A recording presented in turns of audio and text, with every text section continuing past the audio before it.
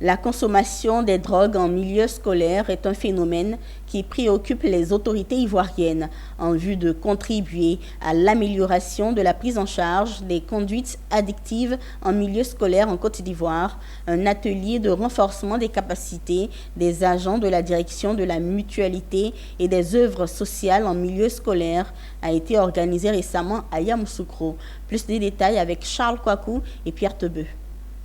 La consommation des drogues en milieu scolaire est un phénomène en croissance en Côte d'Ivoire. La DEMOS, le service médico-social de l'éducation nationale, veut mettre à la tâche les acteurs de la prise en charge psychosociale de son département.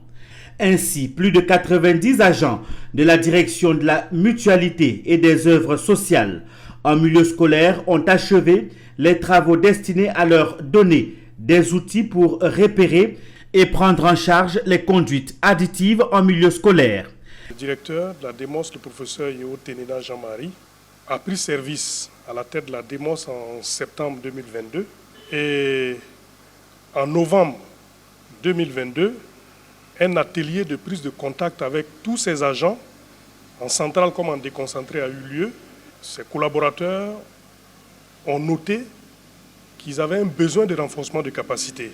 Ainsi, des techniques de prise en charge psychosociale de personnes usagères des drogues, le repérage et l'orientation vers les structures appropriées ont meublé cette session de formation de renforcement des capacités.